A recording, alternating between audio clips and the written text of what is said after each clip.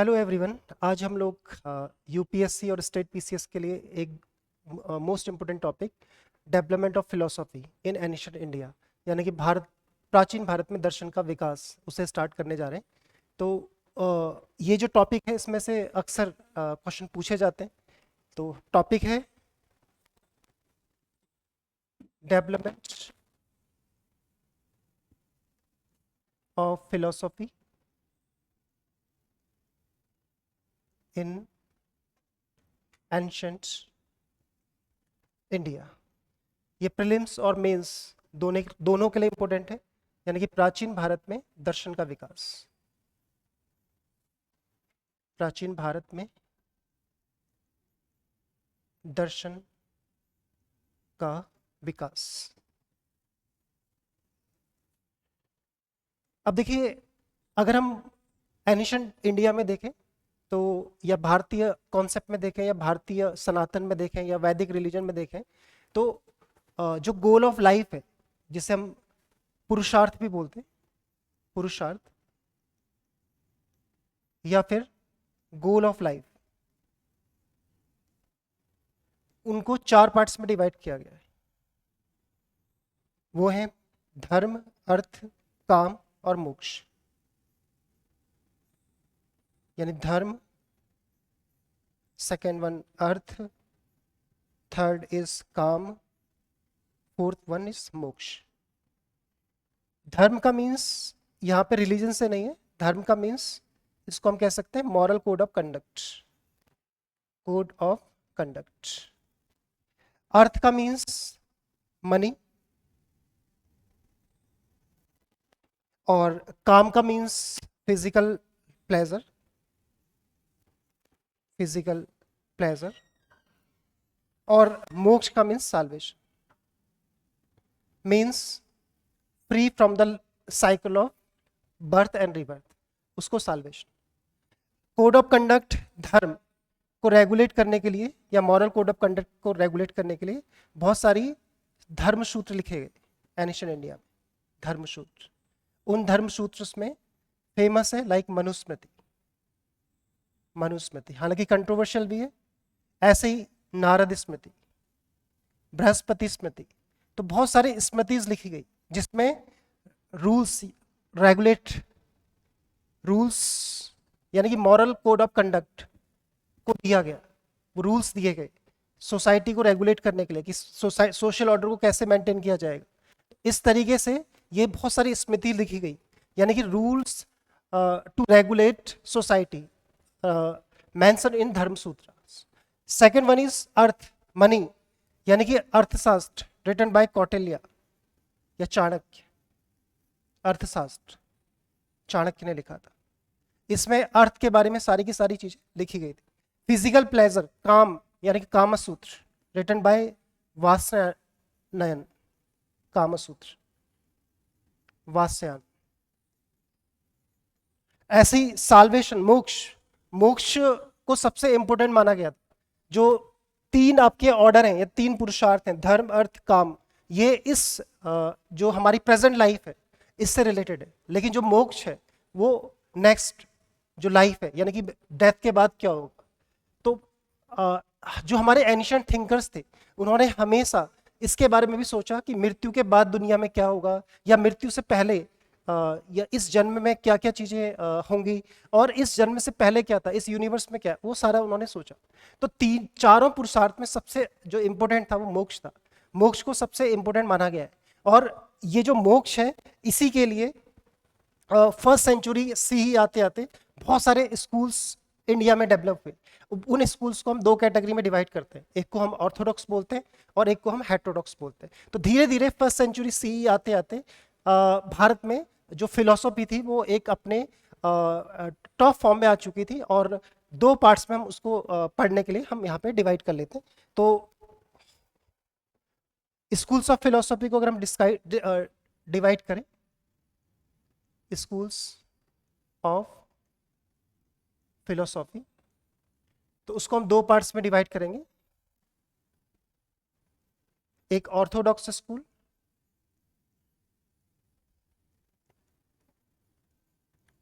और दूसरे को हम हेटेरोडॉक्स स्कूल।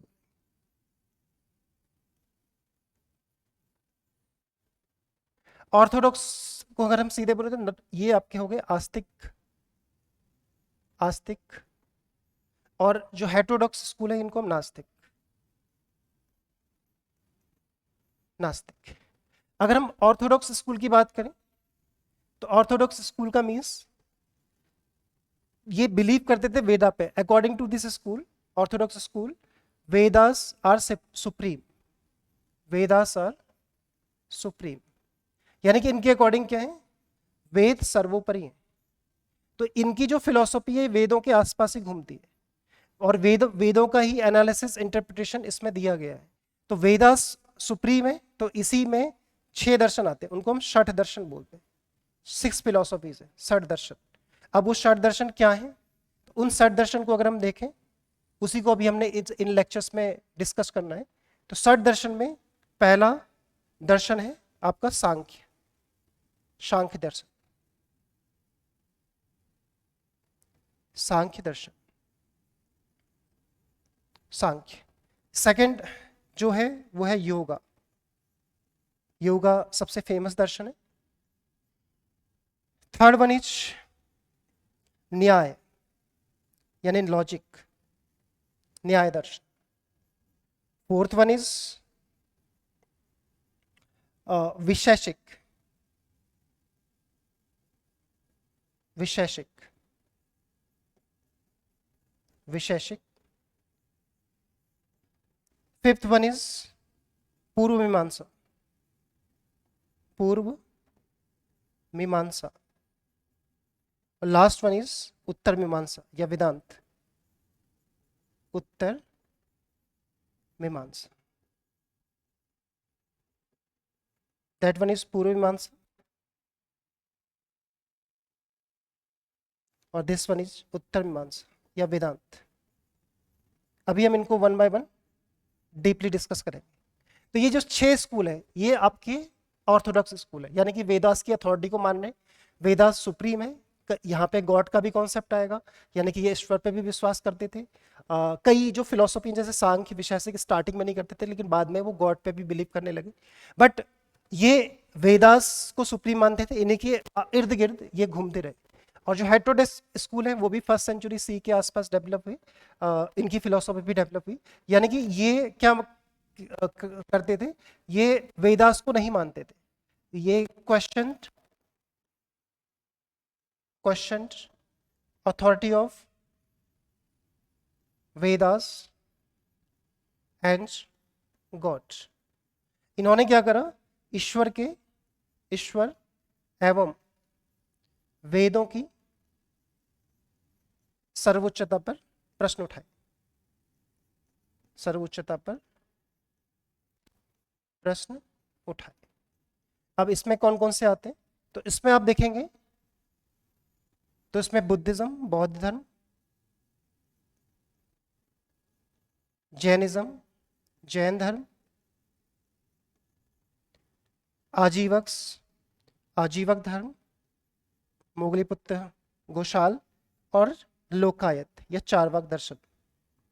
ये 4 मेनली, और भी हैं बट ये 4 मेन। बट इन चारों को हम सेपरेट अलग अलग 4 लेक्चर्स में करेंगे क्योंकि बड़ा टॉपिक है। अभी हमारा जो टॉपिक है मेनली ये षठ दर्शन, यानी कि जो 6 दर्शन है जो 1st सेंचुरी सी के आसपास इंडिया में डेवलप हुए, इन्हीं को हम आज के लेक्चर में डिस्कस करने वाले हैं। तो वन बाय वन हम सभी को डिस्कस करते हैं। जो पहली फिलॉसफी है हमारी वो है आपकी सांख्य फिलॉसफी। तो सबसे पहले हम हेडिंग डाल देते हैं सांख्य। सांख्य जो लिटरल मीनिंग है काउंट, सांख्य दर्शन, दर्शन का मीन्स व्यू ऑफ लाइफ, देखने का नजरिया। सांख्य का जो लिटरल मीनिंग है, अगर आपसे इसका लिटरल मीनिंग पूछे जाएंगे, लिटरल मीनिंग यानी कि शाब्दिक अर्थ, शाब्दिक हिंदी में अर्थ। तो सांख्य का शाब्दिक जो अर्थ है वो काउंट है, गिनना, काउंट। बट यहां पे जो सांख्य है वो एक फिलॉसफी के रूप में डेवलप हुआ है, और सांख्य को जो डेवलप करने का क्रेडिट जाता है वो कपिल मुनि को जाता है। कपिल मुनि, कपिल मुनि एक भारत के बहुत बड़े विद्वान थे। कपिल मुनि ने एक ग्रंथ की रचना की जिसका नाम था सांख्य सूत्र, और इसमें इन्होंने जो सांख्य फिलोसॉफी है उसको डिस्कस किया। हालांकि जो सांख्य फिलोसॉफी है उसको भी हम दो पार्ट्स में पढ़ेंगे, एक अर्ली सांख्य फिलोसॉफी और एक लेटर सांख्य फिलोसॉफी। सांख्य के बारे में अगर हम बात करें तो जो गौतम बुद्ध थे उन्होंने भी सांख्य की शिक्षा ली थी। जब वो उन्होंने 29 साल की एज में जब घर को छोड़ा तो वो सबसे पहले अपने एक गुरु के पास गए जिनका नाम था अलार कलाम, उनसे उन्होंने सांख्य की शिक्षा ली थी। और अगर भागवत गीता की भी बात करें तो उसमें सांख्य फिलोसॉफी को डिस्कस किया हुआ है, और भगवान कृष्ण ने कहा है कि जितने भी मुनि हैं उसमें मैं कपिल मुनि हूँ, यानी कि जो कपिल हैं उनकी जो महत्ता है इससे भी पता चलता है कि भगवान कृष्ण उनमें अपना रूप बता रहे। तो इस तरीके से जो सांख्य फिलोसॉफी एक इंपॉर्टेंट फिलोसॉफी है भारत की, और सबसे पहले जो डेवलप हुई वो सांख्य फिलोसॉफी ही थी। अब सांख्य फिलोसॉफी को पढ़ने के लिए हम इसको दो पार्ट्स में डिवाइड करते हैं। सांख्य में देखिए, सांख्य फिलोसॉफी में अगर हम फर्स्ट सेंचुरी सी की बात करें, प्रथम शताब्दी, फर्स्ट सेंचुरी सी यानी प्रथम शताब्दी के आसपास देखें,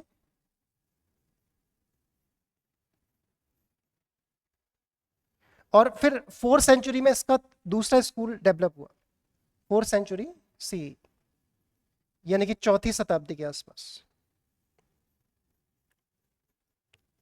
अब देखिए, जो पहली शताब्दी के आसपास इस सांख्य फिलोसॉफी में जो कॉन्सेप्ट है फर्स्ट सेंचुरी के आसपास, इसमें यह कि भाई जो इस सृष्टि को जिसने भी बनाया है वो कोई डिवाइन एजेंसी नहीं है, वो उसको जो बनाया हुआ है वो प्रकृति ने बनाया है।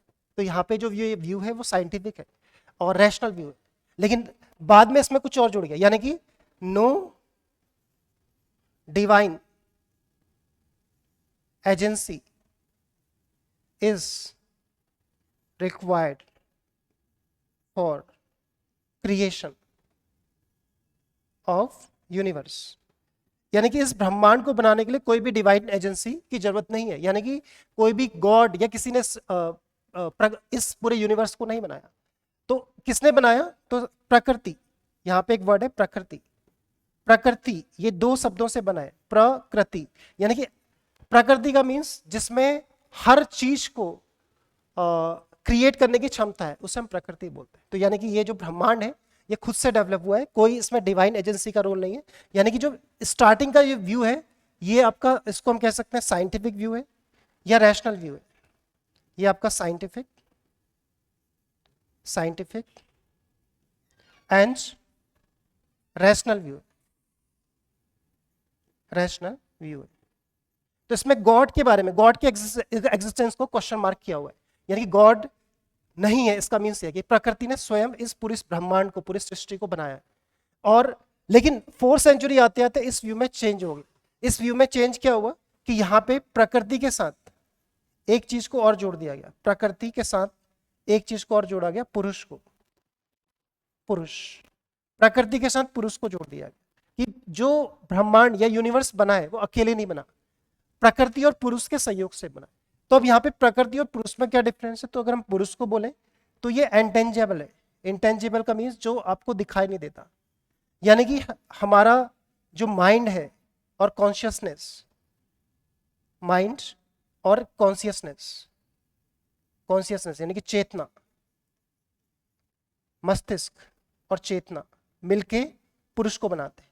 और प्रकृति का मीन्स जो आपकी टेंजिबल है, जो दिखाई देती है, जितनी भी लिविंग और नॉन लिविंग थिंग्स हैं, यानी कि लिविंग थिंग्स और नॉन लिविंग थिंग्स जो भी आपको दिखाई देती, नॉन लिविंग थिंग्स, इन सबको मिला के क्या बना है? आपकी प्रकृति बनी है।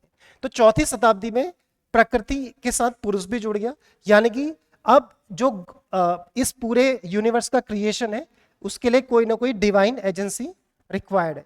यानी कि यहाँ पे धीरे धीरे गॉड का कॉन्सेप्ट आ गया। Divine agency is required for creation of universe. For creation of universe.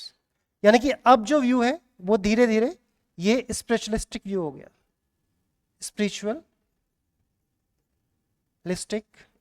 View. यानी कि अब जो व्यू है ये धीरे धीरे आध्यात्मिक व्यू है, आध्यात्मिक दृष्टिकोण हो चुका है। यानी कि स्टार्टिंग में जो सांख्य फिलोसॉफी है वो रैशनल है, लेकिन धीरे धीरे इसमें भी स्पिरिचुअलिस्टिक कॉन्सेप्ट आ गया, यानी कि गॉड का कॉन्सेप्ट आ गया, यानी कि जो पूरी सृष्टि है इसको एक ईश्वर ने बनाया हुआ है, एक डिवाइन एजेंसी ने बनाया हुआ है। लेकिन अगर हम सांख्य फिलोसॉफी को देखें तो सांख्य फिलोसॉफी में ज्ञान को बड़ा इंपॉर्टेंस दिया गया है कि अगर आपको साल्वेशन चाहिए according to Samkhya philosophy, knowledge is compulsory to acquire salvation। यानी कि अगर आपको मोक्ष की प्राप्ति करनी है, तो अगर आपको मोक्ष प्राप्ति करनी है तो आपको क्या होना चाहिए? ज्ञान होना चाहिए। बिना ज्ञान के आप मोक्ष या साल्वेशन को प्राप्त नहीं कर सकते। तो इसमें ज्ञान की इंपॉर्टेंस को सबसे ज्यादा बताया गया है कि बगैर ज्ञान के जो मनुष्य है वो एक पशु के समान है और उसके बिना उसको मोक्ष की प्राप्ति नहीं हो सकती है और वो जन्म मृत्यु के चक्र से मुक्त नहीं हो सकता है। और ज्ञान कैसे मिलेगा? यहाँ पे ज्ञान के लिए, यानी कि नॉलेज के लिए,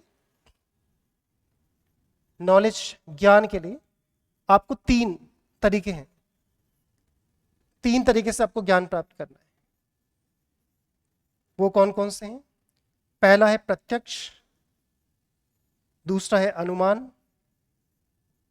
और तीसरा है शब्द।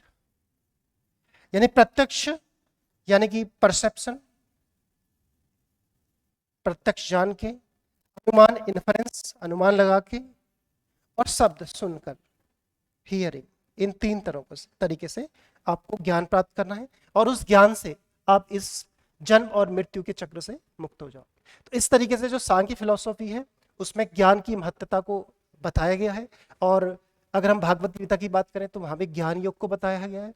भगवान बुद्ध ने पहले जो गुरु थे अलार कलाम, उनसे सांख्य की ही शिक्षा ली थी। पहली सेंचुरी के आसपास जो सांख्य है वो रैशनल है, साइंटिफिक है, वो कोई भी डिवाइन एजेंसी को नहीं मानता, कोई सत्ता को नहीं मानता। लेकिन बाद में उसमें प्रकृति और पुरुष जुड़ गया। प्रकृति और पुरुष के सहयोग से इस सृष्टि का निर्माण हुआ है, यानी कि कोई डिवाइन एजेंसी है जिसने इस सृष्टि को बनाया।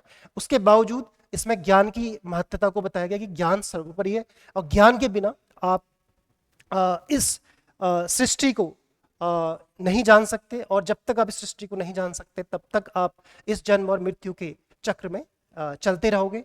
और इसमें यह भी बताया गया कि जो अज्ञानी पुरुष है वो एक पशु के समान है, उस पर कोई भी रैशनल थिंकिंग नहीं है।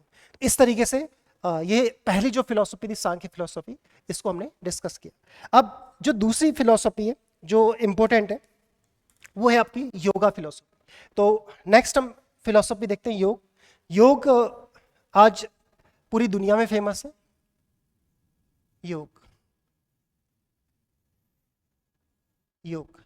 अब देखिए योग को योगा फिलोसफी को प्रोपाउंड करने के लिए इसका जो क्रेडिट जाता है वो पतंजलि को जाता है। पतंजलि ने एक बुक लिखी जिसका नाम था योग सूत्र। इस बुक में इन्होंने जो योग है उसको डिफाइन किया। योग को भागवत गीता में भी डिफाइन किया गया है। और अगर हम भगवान बुद्ध की बात करें तो सांख्य के बाद जब उन्होंने सांख्य को सीखा उसके बाद उन्होंने योग की भी शिक्षा ली।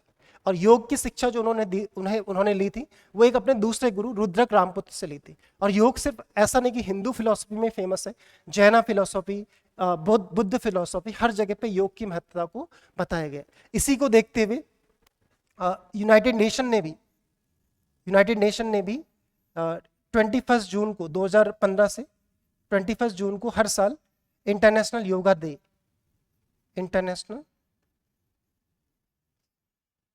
योगा डे के रूप में सेलिब्रेट करने का डिसीजन लिया हुआ है। अब देखिए जो योगा है, योगा फिलॉसफी का मानना है कि योगा में डिसिप्लिन बहुत इंपॉर्टेंट है। योगा का मतलब है कि आपको माइंड और बॉडी और अपने मन को कंट्रोल करके आप इस जन्म और मृत्यु के चक्र से मुक्त हो सकते हो। यानी कि जब आपका माइंड कंट्रोल होगा, आपका मन कंट्रोल होगा, आपका बॉडी पे आपका कंट्रोल होगा, आपके सेंसेस पे आपका कंट्रोल होगा, तभी आप क्या कर सकते हो, इस जन्म और मृत्यु के चक्र से मुक्त हो सकते हो। इसीलिए जो योगा है, योगा में 8 कॉन्सेप्ट हैं। 8 कॉन्सेप्ट है, इनको हम देखते हैं। ये है 8 कॉन्सेप्ट कौन कौन से? यम, सेकंड नियम, थर्ड आसन, आसन, फोर्थ प्राणायाम, प्राणायाम, फिफ्थ प्रत्याहार, प्रत्याहार, सिक्स्थ धारण, सेवंथ ध्यान, ध्यान, और लास्ट वन इज समाधि, समाधि। तो ये जो 8 कॉन्सेप्ट्स हैं, जब कोई भी पर्सन इन सबको अचीव करेगा तब जाके उसको साल्वेशन यानी कि जन्म और मृत्यु के चक्र से मुक्ति मिलेगी। इन 8 को फॉलो करने के बाद, हालांकि जब हम योगा की बात करते हैं तो हम सिर्फ अक्सर आसन और प्राणायाम को ही योग समझते हैं, बट योगा एक ब्रॉड कॉन्सेप्ट है। इसमें यम, नियम, आसन, प्राणायाम, प्रत्याहार, धारण, ध्यान और समाधि की बात की गई है। यम क्या है? तो यम का मीन्स अगर हम कह सकते हैं सेल्फ कंट्रोल, यानी कि सेल्फ कंट्रोल, आत्म नियंत्रण। अब सेल्फ कंट्रोल कैसे होगा या आत्म नियंत्रण कैसे होगा? तो यहाँ पे आपको कुछ मॉरल लॉस फॉलो करने होंगे। अगर वो मॉरल लॉस आप फॉलो करोगे तभी जाके आपको अपने आप पे नियंत्रण होगा। अब ये जो सेल्फ कंट्रोल है या मॉरल लॉस हैं, इनको हम समझते हैं। तो मॉरल लॉस में आप कह सकते हो, जो कि जैसे कि अगर हम कहें कि जैनिज्म में भी इसको बहुत अच्छे से एक्सप्लेन किया गया है, जैसे सत्य, अहिंसा, अपरिग्रह, अपरिग्रह, अस्तेय,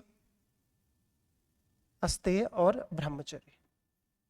अगर आप इन 5 का पालन करते हो, सत्य, अहिंसा, अपरिग्रह, अस्तेय, ब्रह्मचर्य का, तो आपको धीरे धीरे क्या होगा? यम होगा, यानी कि आपको मॉरल लॉस है, यानी कि मॉरल आपके अंदर प्रिंसिपल्स डेवलप होंगे, आपके अंदर सेल्फ कंट्रोल होगा, और धीरे धीरे फिर आप दूसरी चीज में जाओगे, नियम। नियम का मीन्स है यहाँ पे कुछ रूल्स एंड रेगुलेशन है। इसको हम अगर हम संस्कृत की लैंग्वेज में बोले शौच, शौच का मतलब आपको पवित्र होना है। शौच का मतलब हो गया कि आप आंतरिक और बाह्य दोनों तरीकों से आपको क्या होना है? पवित्र होना है। बाह्य आंतरिक पवित्रता का मतलब आपके अंदर कोई भी बुरे विचार, घृणा, क्रोध, ये सारी चीजें नहीं होनी चाहिए। और बाह्य पवित्रता का मतलब अपने आसपास का जो एनवायरनमेंट है वो आपका स्वच्छ होना चाहिए। तभी आप माइंड को कंट्रोल कर सकते हो, ध्यान को कर सकते हो। और यहाँ पे यानी कि जो अगर हम नियम की बात करें तो यहाँ पे आपको कुछ रूल्स को फॉलो करना होगा, यानी कि observation of rules, observation of rules. इसके बाद है आसन। आसन ये इसी को सबसे ज्यादा लोग योग समझते हैं, पोस्चर्स। फिर आपको कुछ पोस्चर्स को फॉलो करना पड़ेगा। जैसे फॉर एग्जांपल ध्यान मुद्रा है, तो आपको इस तरीके से ध्यान में बैठना होगा। और बहुत सारे आसन अलग अलग तरीके से योगा सूत्र में बताए गए हैं, और वो आसन आप अक्सर देखते हैं कि जब भी किसी ट्रेनिंग सेंटर में आप योग के जाएंगे वहां पे आपको दिखाई देंगे। तो उन आसन को करने से, जैसे वज्रासन, बहुत सारे करने से आपकी जो बॉडी होगी, बॉडीली ऑर्गन्स या आपके जो आपके फिजिकल अपीयरेंस है उसमें बहुत सारे चेंजेस आएंगे। इसके बाद सबसे इंपॉर्टेंट है आपका प्राणायाम। प्राणायाम को बहुत इंपॉर्टेंट बताया गया। ये आपकी यानी कि ब्रीथिंग एक्सरसाइज, ब्रीथिंग एक्सरसाइज, यानी कि आपको अपनी सांस पे नियंत्रण करना है, अपनी सांस पे ब्रीथ पे नियंत्रण करना है। और इसके बारे में, प्राणायाम के बारे में भागवत गीता में भी भगवान कृष्ण ने भी समझाया है। और जितने भी आप चाहे बुद्धिस्ट फिलोसफी देखो या जैन फिलोसफी देखो, प्राणायाम को बहुत इंपॉर्टेंट बताया गया। यानी कि आपको अपनी सांसों पे कंट्रोल करना है। इसके बाद प्रत्याहार, choosing the object, choosing the object, यानी किसी वस्तु को चूज करना और उस पर फोकस करना, वो आपका प्रत्याहार, उसको बताया गया। नेक्स्ट, उसके बाद जब आपने किसी ऑब्जेक्ट को चुन लिया तो उसके बाद धारण, यानी कि फिक्सिंग द माइंड, उस पर पूरा का पूरा माइंड को लगा देना, उस पर फोकस करके। फॉर एग्जाम्पल, अगर आप ध्यान में बैठे हो या आप कोई प्राणायाम कर रहे हो या कोई आप ध्यान कर रहे हो और सामने कोई आप कैंडल को देख रहे हो, तो उस पर पूरा का पूरा फोकस लगा देना। पहले ऑब्जेक्ट को डिसाइड करना, उस पर पूरा का पूरा फोकस लगा देना, उसको आपने धारण यानी कि फिक्सिंग द। ध्यान का मतलब फिर कंसंट्रेशन, कंसंट्रेशन, ध्यान। कंसंट्रेशन। और फाइनली समाधि, समाधि का means complete dissolution, complete dissolution यानी हर चीज से मुक्ति। तो इस तरीके से आपको क्या हो जाएगा, मोक्ष मिल जाएगा।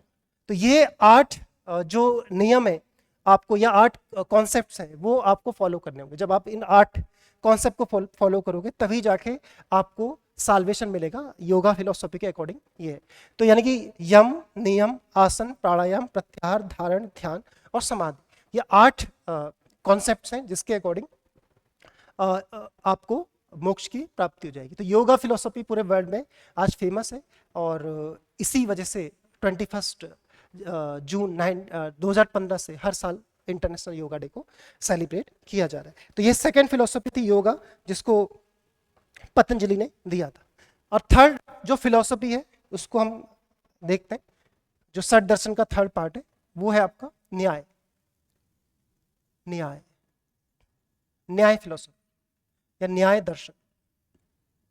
अब देखिए जो न्याय फिलोसॉफी के प्रोपाउंडर हैं उनका नाम है अक्षपाद, पूरा नाम अक्षपाद गौतम, गौतम ऋषि।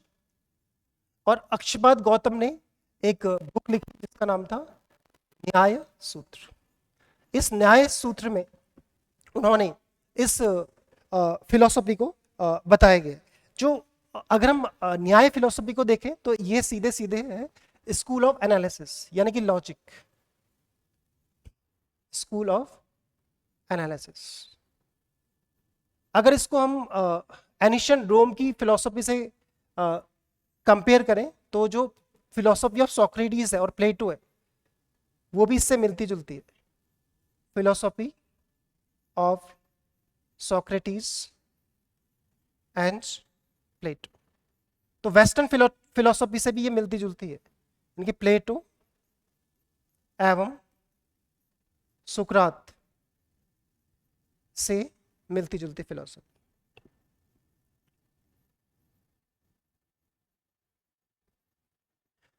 अब देखिए जो न्याय फिलोसॉफी की अगर हम बात करें तो न्याय जो फिलोसॉफी है ये मैंने बताया कि ये लॉजिक का स्कूल है। और इसमें आपको क्या करना है कि अगर आपको साल्वेशन चाहिए, यहां भी साल्वेशन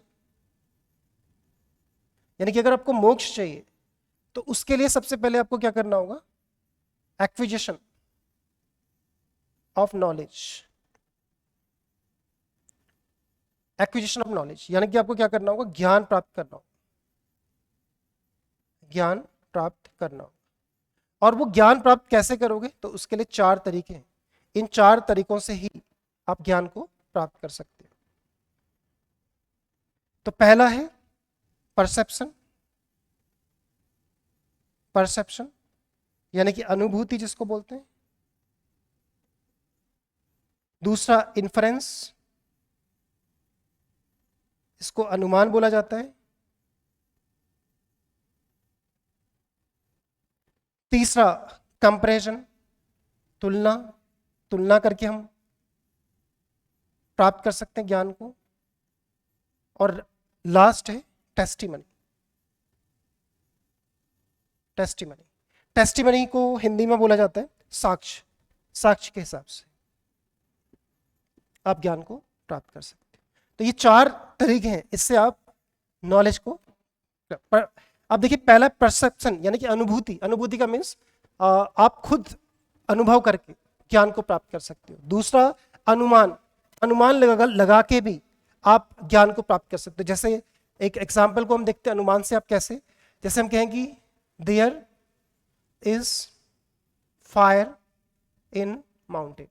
आप दूर से देख रहे हैं कि माउंटेन में फायर लगी है, तो कैसे आपने पता चला, बिकॉज इट इमिट्स स्मोक, क्योंकि आपने धुआं देखा दूर पहाड़ में और आपने देखा कि वहां पे, इससे आपने अनुमान लगाया कि वहां पे आग लगी है।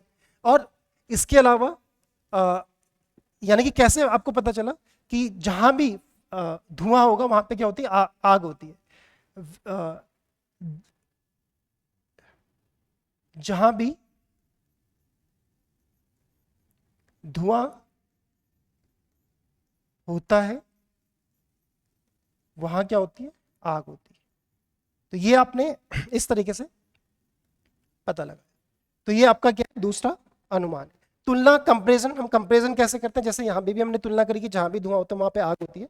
या जैसे हम देखें गाय है, अब गाय के सिमिलर जैसे एक होती है नील गाय, नील गाय, उसमें भी वो लगती तो हिरन की तरह है, और लेकिन उसमें जो फीचर्स हैं उसके गाय की तरह तरीके से होते हैं, यानी कि उसी लिए हमने उसको क्या बोला, नील गाय। तो यानी कि उसमें क्या है, कंपैरिजन, हम तुलना करके उसको कंपेयर करें। साक्ष्य, साक्ष्य का मतलब हो गया कि जैसे टेस्टिमनी, साक्ष्य, जैसे कि अब हर चीज का हम प्रूफ नहीं ला सकते। जैसे हम कहते हैं पृथ्वी गोल है, तो हमने तो नहीं देखी, लेकिन किसी साइंटिस्ट ने उसको डिस्कवर किया या कुछ भी किया। या हम कहते हैं कि अर्थ घूमती है, तो हमें तो दिखाई नहीं देती, लेकिन किसी ने उस पर डिस्कस किया। या फिर हम कह सकते हैं कि जैसे न्यूटन के लॉज, तो ऐसे करके ये है साक्ष्य, तो साइंटिस्ट के माध्यम से। तो इस तरीके से जो न्याय सूत्र है, यानी कि अगर हम न्याय फिलोसफी को बोले तो ये एक साइंटिफिक कॉन्सेप्ट है। हालांकि बाद में यहाँ पे भी क्या आ गया था, वही गॉड का कॉन्सेप्ट आ गया, स्वर्ग नर्क का कॉन्सेप्ट आ गया, कि ये जो फिलोसफी है बाद के फेज में ये भी भगवान पे बिलीव करने लगी, और ये बिलीव करने लगी कि अगर आपको मोक्ष चाहिए तो आपको ईश्वर पे विश्वास करना पड़ेगा, उसके बाद ही आपको मोक्ष की प्राप्ति होगी। यानी कि स्टार्टिंग में ये भी साइंटिफिक है, लेकिन धीरे धीरे बाद में इसमें भी स्पिरिचुअलिज्म आ गया था। नेक्स्ट जो हमारी फिलोसफी है वो है वैशेषिक। तो वैशेषिक फिलोसफी, फोर्थ दर्शन।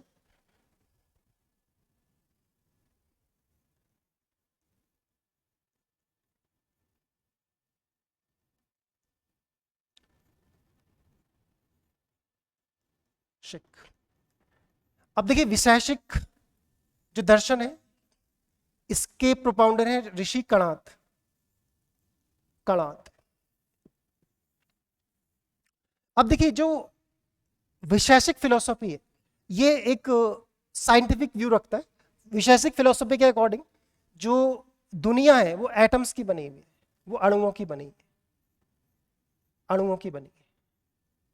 और इन्होंने बोला कि वो जो जो पूरी सृष्टि है वो पूरी सृष्टि पंच महाभूतों की बनी है। पंच महाभूत, वो पंच महाभूत कौन कौन से हैं, उनको इन्होंने द्रव्य बोला है। तो इसमें है वायु, जल, अग्नि, आकाश और पृथ्वी। इन पांचों से मिलकर पूरी सृष्टि का निर्माण हुआ है, और इसको इन्होंने क्या बोला, द्रव्य बोला। यानी कि जो पूरी सृष्टि है वो अणुओं से मिलकर बनी है, उसको उन्होंने द्रव्य या पंच महाभूत बोला। यानी कि ये एक साइंटिफिक व्यू है, और यहीं से भारत में क्या होता है, एटम थ्योरी यानी कि फिजिक्स का डेवलपमेंट होगा। थ्योरी यानी कि ये क्या है, developments of physics in India. इस तरीके से एनिशियंट इंडिया में क्या होती है, भौतिक विज्ञान की शुरुआत होती है इसी थ्योरी से। लेकिन जैसे मैंने बताया कि अधिकतर जो स्कूल थे उसमें बाद में वही कॉन्सेप्ट आ गया, तो यहाँ भी क्या हो गया, स्पिरिचुअलिज्म धीरे धीरे जुड़ गया। तो स्टार्टिंग में तो ये भी साइंटिफिक व्यू था, लेकिन बाद में इसमें भी गॉड का कॉन्सेप्ट आ गया, स्पिरिचुअलिज्म, कि ये जो पूरी सृष्टि है उसको भगवान ने बनाया हुआ है, यानी कि आध्यात्म यहाँ पे व्यू आ गया। और यहाँ भी वही सब बातें हो गई कि आपकी स्वर्ग नरक, स्वर्ग एवं नरक का कॉन्सेप्ट आ गया। कर्म का सिद्धांत भी यहाँ पे जुड़ गया कि हमारा जो जन्म होता है वो हमारे कर्मों के अनुसार होगा। आप जैसा कर्म करोगे उसका फल आपको वैसा मिलेगा, या इस जन्म में मिलेगा या उस जन्म में मिलेगा। और यहाँ भी फिर साल्वेशन यानी कि मोक्ष की बात की गई है, और मोक्ष के लिए इन्होंने वही ईश्वर की कृपा को बताया गया है बाद के फेज में। इस तरीके से आपकी जो नेक्स्ट जो फिलोसफी है वैशेषिक फिलोसफी को हमने डिस्कस किया। इसके बाद नेक्स्ट जो फिलोसफी है वो है आपकी फिफ्थ फिलोसफी, उसको हम पूर्व मीमांसा या मिस्र मीमांसा बोलते हैं। देखिए पहले मैं एक चीज बताता हूँ, पूर्व मीमांसा और एक टर्म हमने यूज किया था अभी, उत्तर मीमांसा। पहले इनको समझ लेते। उत्तर मीमांसा, उत्तर मीमांसा को हम वेदांत बोलते हैं, ये सिक्स फिलोसफी जिसको हम डिस्कस करेंगे। और पूर्व मीमांसा को सिर्फ मीमांसा बोला जाता है। अभी ऐसा क्यों बोला जाता है, एक्चुअल में आप देखोगे तो जो वेदों के चार इंटरप्रिटेशन, वेद वेदों के इंटरप्रिटेशन 4, इसमें ब्राह्मण है, इसमें आरण्यक है, आरण्यक, इसके अलावा संहिताज है, और लास्ट उपनिषद है, सबसे लास्ट में उपनिषद। तो जो पूर्व मीमांसा या मीमांसा, इसमें ब्राह्मण प्लस संहिता का इंटरप्रिटेशन, इसलिए इसको पूर्व मीमांसा बोला जाता है। तो ब्राह्मण प्लस संहिता का जो इंटरप्रिटेशन है वो आपका पूर्व मीमांसा में।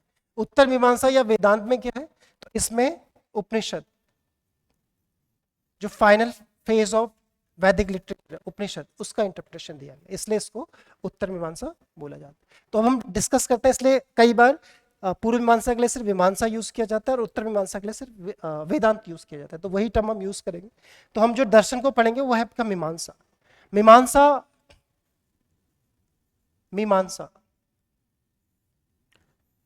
इस दर्शन के जो प्रोपाउंडर थे जैमिनी थे, जैमिनी। हालांकि बाद में अगर आप देखें तो एक व्यक्ति होंगे जिनका नाम था कुमारिल भट्ट, इन्होंने भी मीमांसा दर्शन पे काफी कुछ लिखा हुआ है। कुमारिल भट्ट के अलावा एक व्यक्ति और होंगे जिनका नाम है मंडन मिश्र, जिनसे शंकराचार्य का शास्त्रार्थ भी हुआ था, मंडन मिश्र। ये भी इसी कैटेगरी के थे। ये दोनों शंकराचार्य, जो आदि शंकराचार्य है, उनके काल के व्यक्ति हैं। आदि शंकराचार्य, आदि शंकराचार्य। तो जो मीमांसा दर्शन है, अगर हम मीमांसा दर्शन की बात करें तो जो मीमांसा है यह है एक्ट, इसकी लिटरल जो मीनिंग है, शाब्दिक अर्थ, शाब्दिक अर्थ या इसके लिटरल मीनिंग। इसका जो शाब्दिक अर्थ है, theory of reasoning, theory of reasoning, interpretation,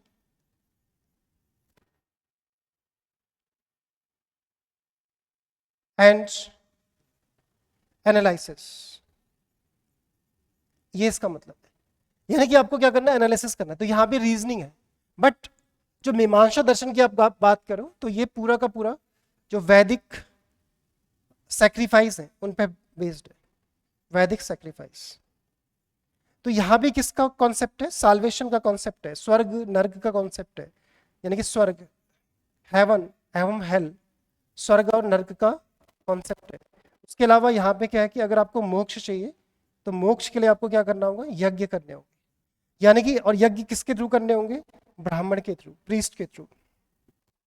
तो इसके थ्रू कहीं ना कहीं जो ब्राह्मणिज्म है या वैदिक लिटरेचर है या वैदिक जो रिलीजन है या वैदिक कर्मकांड है, उनको प्रमोशन किया गया है। अब अगर हम वैदिक यज्ञ या वैदिक सैक्रिफाइस की बात करें तो बहुत सारे वैदिक यज्ञ इसमें बताए गए हैं मीमांसा दर्शन में। टोटल मिला के अगर हम वैदिक सैक्रिफाइस की बात करें या वैदिक यज्ञ की बात करें तो 21 बताए गए, पर उतना हर कोई नहीं कर सकता। वैदिक यज्ञ 21 के करीब बताए गए, पर उसमें से जो गृहस्थ हैं, जो परिवार में रहते थे गृहस्थ, उनके लिए 5 यज्ञ कंपलसरी थे कि अगर वो 5 यज्ञ कर लेते हैं तो उनको इस जन्म मृत्यु के चक्र से मुक्ति मिल जाएगी। तो वो 5 यज्ञ कौन कौन से हैं उसको मैं डिस्कस कर देता हूं। तो जो पहला यज्ञ है वो है आपका ब्रह्म यज्ञ, ब्रह्म यज्ञ। दूसरा जो यज्ञ है वो देव यज्ञ है। तीसरा जो यज्ञ है वो मानव यज्ञ है, सॉरी पितृ यज्ञ है। तीसरा पितृ यज्ञ, चौथा मानव यज्ञ और 5वां भूत यज्ञ। तो ये 5 यज्ञ किसी भी गृहस्थ के लिए कंपल्सरी, अगर वो ये यज्ञ करता है तो उसको साल्वेशन यानी कि जन्म और मृत्यु के चक्र से मुक्ति मिल जाएगी। वैसे टोटल 21 यज्ञ वेदों में बताए गए हैं जो किसी व्यक्ति को करने चाहिए, लेकिन जो बाद में मीमांसा दर्शन था उसमें 5 जो यज्ञ है उनके बारे में बताया गया। तो देखिए ब्रह्म यज्ञ क्या है, ये ज्ञान यज्ञ है। यानी कि सबसे पहले व्यक्ति को क्या करना चाहिए, ज्ञान प्राप्त करना चाहिए। ज्ञान किस चीज का, वैदिक जो भी लिटरेचर है उसका ज्ञान प्राप्त करना है। और जब तक उसको ज्ञान प्राप्त नहीं होगा तब तक वो बाकी सब चीजें नहीं कर सकता। जैसे सांख्य दर्शन में है कि ज्ञान के बिना मनुष्य पशु के समान है, तो ऐसे ही यहाँ भी है कि बिना ज्ञान के मनुष्य पशु के समान है। हालांकि यहाँ पे जो ज्ञान की डेफिनेशन है वो आपके वैदिक लिटरेचर से। देव यज्ञ का मतलब जो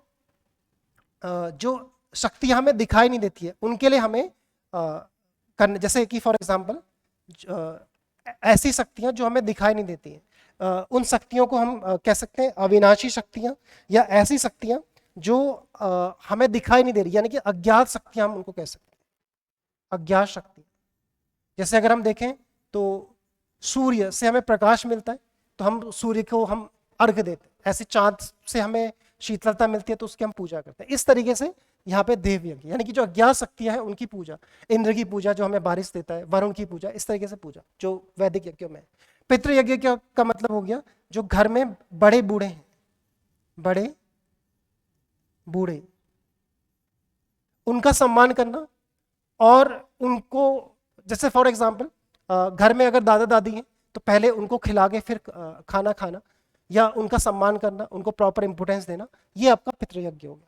या फिर जैसे भारत में अगर आप देखो तो मृत्यु के बाद भी उनके लिए श्राद्ध वगैरह किया जाता है, वो क्योंकि उनसे आपको फिर पॉजिटिव कुछ वाइब्स मिलेंगी जो आपके बेनिफिट है। मानव यज्ञ का मीन्स जैसे भारत में कहा गया है अतिथि देवो भव। अगर आपके घर में कोई भी व्यक्ति आ रहा है जो भूखा है, या फिर कोई अतिथि आ रहा है, तो उसको पहले खिला के फिर खुद भोजन करना, यानी कि पहले खुद खा लिया फिर बाद में उसको, तो ये आपका मानव यज्ञ। भूत यज्ञ का मतलब भविष्य के लिए सुरक्षित रखना, भविष्य के लिए धन संपदा का संचय, यानी कि ये नहीं कि अभी अगर 100 रुपये आए तो तुरंत आपने खर्च कर दिए, या जो भी आपको पैसा मिला उसको भविष्य के लिए बचाना, जिससे कि फ्यूचर में अगर कोई प्रॉब्लम आ जाए तो उसको बचा के रखना, उसका फिर यूज दान पुण्य इन सब में करना। तो ये 5 टाइप के जो यज्ञ हैं वो बताए गए। तो मीमांसा दर्शन के अकॉर्डिंग अगर आप वैदिक जो कर्म कांड है या वैदिक सैक्रिफाइस है, अगर यज्ञ को आप चुनते हो तो उससे क्या होगा, आपको धीरे धीरे मोक्ष की प्राप्ति हो जाएगी। यानी कि ये कहीं ना कहीं जो मीमांसा दर्शन था ये ब्राह्मणिकल सुप्रीमेसी को दर्शाता है, यानी कि जो ब्राह्मण है वो सर्वश्रेष्ठ है, इस चीज को ये बता। अब अंतिम दर्शन है जिसके बारे में भी हमने बताया था, वेदांत। इंपोर्टेंट है, सबसे इंपोर्टेंट दर्शन इसी को माना जाता है, वेदांत। वेदांत देखिए अगर इसको हम तोड़े शब्द को तो ये 2 शब्दों से मिलकर बना है, वेद प्लस अंत, यानी कि एंड ऑफ द वेदास। अगर इसकी मीनिंग को हम देखें तो एंड ऑफ द वेदास, यानी कि ये वेदास का एंड है। इसके बाद इसीलिए जो वेदांत फिलोसॉफी है, वैसे तो उसमें बहुत सारे कॉन्सेप्ट है, लेकिन वेदांत फिलोसॉफी के बारे में हमारे first vice president of India, जिनका नाम था एस राधाकृष्णन, सर्वपल्ली राधा कृष्णन। तो सर्वपल्ली राधाकृष्णन ने इस जो वेदांत फिलोसॉफी के लिए जो वर्ड यूज किया हुआ है, इन्होंने बोला है ये क्या है, final phase of human thought, कि ये क्या है, final phase of human thought है। इसके बाद इंसान जितना सोच सकता था उतना उसने सोच लिया, इसके बाद कुछ भी नहीं, यानी कि ये अंत है। इसके बाद सारी जो फिलोसॉफी है उसका अंत हो जाता है, ये इसके बारे में उन्होंने बोला। इससे पता चलता है कि जो वेदांत फिलोसॉफी है वो बहुत इंपॉर्टेंट है। और आज वेदांत पे बहुत सारी चीजें, चाहे हम शंकराचार्य को देखें, माधवाचार्य को देखें, हम रामानुज को देखें, अभी के टाइम पे अगर हम देखें लेटेस्ट में स्वामी विवेकानंद, ये सारे के सारे वेदांती थे। इन्होंने वेदांत फिलोसॉफी को काफी प्रोपाउंड किया, और उसमें सबसे बड़ा जो कंट्रीब्यूशन है वो खैर शंकराचार्य का है, जिन्होंने 4 मठ भी स्टैब्लिश किए। तो वेदांत फिलोसॉफी को अगर हम देखें तो वेदांत फिलोसॉफी में 3 जो बुक्स हैं उनका बहुत बड़ा कंट्रीब्यूशन है। सबसे पहले जो वेदांत दर्शन को लेके आए थे वो उसके लिए बुक है ब्रह्मसूत्र, वादरायण का ब्रह्मसूत्र। ये बेसिक बुक है ब्रह्मसूत्र। ब्रह्मसूत्र तो जिसमें वेदांत फिलोसफी को सबसे पहले डिस्कस किया गया। इसके अलावा वेदांत फिलोसफी के लिए अगर आप देखें तो भागवत गीता, भागवत गीता, इसमें भी वेदांत फिलोसफी को डिस्कस किया गया। अगर हम उपनिषद की बात करें तो उपनिषदों में भी जो वेदांत फिलोसफी है इसके तत्व देखने को मिलते हैं। तो वादनारायण का ब्रह्मसूत्र, भागवत गीता और उपनिषद, इन सब को मिला के वेदांत फिलोसफी का जन्म होता है। तो वेदांत क्या मानते हैं? वेदांत फिलोसफी को अगर हम देखें तो वेदांत फिलोसफी को आगे जो दो लोग थे उन्होंने डिफाइन किया, जिसमें एक शंकर है जिनको शंकराचार्य बोलते हैं,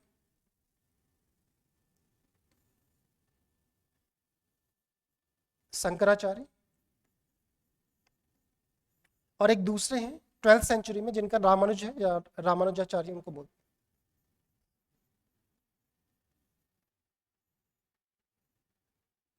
ये 12th सेंचुरी में, 12वीं शताब्दी इन्होंने कॉन्सेप्ट दिया था, और शंकराचार्य का 9वीं शताब्दी, 9th सेंचुरी इन्होंने दिया। अब इनकी हम कंपेयर करें तो इनके अकॉर्डिंग, शंकराचार्य के अकॉर्डिंग, जैसे हम वेदांत फिलोसफी में देखें तो इसमें सबसे जो इंपॉर्टेंट है वो ब्रह्म की बात की गई है। ब्रह्म, ब्रह्म का मीन्स यूनिवर्सल सोल। ब्रह्म के अलावा जो भी है वो सारा का सारा माया है, उसमें माया बताया गया। यानी कि जो ब्रह्म सत्य है और बाकी सब माया है। ब्रह्म का मीन्स अगर हम उसको हम अपनी आत्मा भी कह सकते हैं, उसके अलावा सबका सब माया है। जो भी हमें दिखा, माया का मतलब यहाँ पे जैसे अक्सर जो शंकराचार्य उन्होंने बोला था कि ब्रह्म सत्य जगत मिथ्या। मिथ्या का मतलब यहाँ पे ऐसा नहीं कि सब संसार बेकार है, मिथ्या का मतलब ये जो संसार है वो लगातार परिवर्तनशील है, बट जो एक्चुअल में वास्तविक सत्य है वो हमारी आत्मा है। उसके अलावा पूरा जो जगत है वो हमेशा निरंतर उसमें परिवर्तन होता रहता है, चाहे हम हैं या पूरे सृष्टि में। इसलिए उन्होंने उसको मिथ्या, मिथ्या के लिए कई बार गलत इंटरप्रिटेशन उनके लिए किया जाता है। तो शंकराचार्य ने बोला कि ये जो ब्रह्म है ये विदाउट एट्रीब्यूट है। ब्रह्म, ब्रह्म is without attribute, attribute,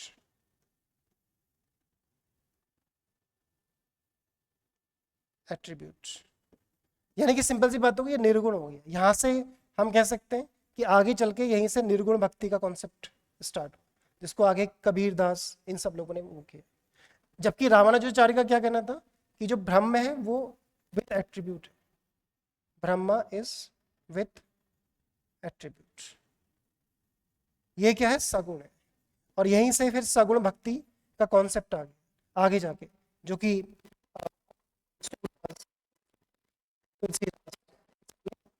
start किया सगुण। फिर शंकराचार्य का जो कहना था, शंकराचार्य ने जो बोला कि नॉलेज यानी कि जो आत्मज्ञान है, आत्मज्ञान वो उस ब्रह्म को जानने के लिए बहुत इंपॉर्टेंट है। उसी से आपको क्या मिल जाएगा? साल्वेशन मिल जाएगा। और इन्होंने क्या बोला? यानी कि मोक्ष मिल जाएगा। और रामानुजाचार्य ने क्या कहा कि भक्ति यानी कि कंप्लीट सरेंडर, सरेंडर टुवर्ड्स ब्रह्म, यानी कि उस ब्रह्म या ईश्वर जिसको इन्होंने बाद में गॉड बोला, उस ईश्वर के प्रति कंप्लीट सरेंडर अगर आप कर दोगे तो फिर आपको क्या हो जाएगा? आत्मज्ञान हो जाएगा और आपको फिर इस जन्म और मृत्यु के चक्र से मुक्ति मिल जाएगी। यहाँ यानी कि यहाँ पे तक क्या था? समर्पण था, कंप्लीट सरेंडर था। इस तरीके से जो शंकराचार्य और रामानुजाचार्य ने अपने अपने जो व्यूज थे वो दिए थे। शंकराचार्य का जो व्यू था वो आगे फेमस हुआ और रामानुजाचार्य का व्यू भी फेमस हुआ। उसी पे आगे माधवाचार्य ने कॉन्सेप्ट दिया। जैसे शंकराचार्य का जो कॉन्सेप्ट है उसको हम अद्वैतवाद भी बोलते हैं, इसको अभी मैं एक्सप्लेन कर दूंगा, अद्वैतवाद।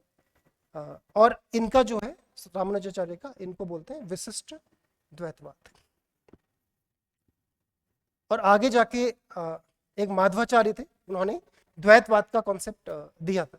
इसको हम आगे मेडिवल में भक्ति और सूफी मूवमेंट में डिस्कस करने वाले हैं। तो एक बार यहाँ पे अद्वैतवाद को डिस्कस कर लेते हैं कि अद्वैतवाद शंकराचार्य का क्या था। तो अद्वैत फिलोसॉफी इंपोर्टेंट है। अद्वैतवाद, तो अद्वैतवाद जो फिलोसॉफी है ये शंकराचार्य की,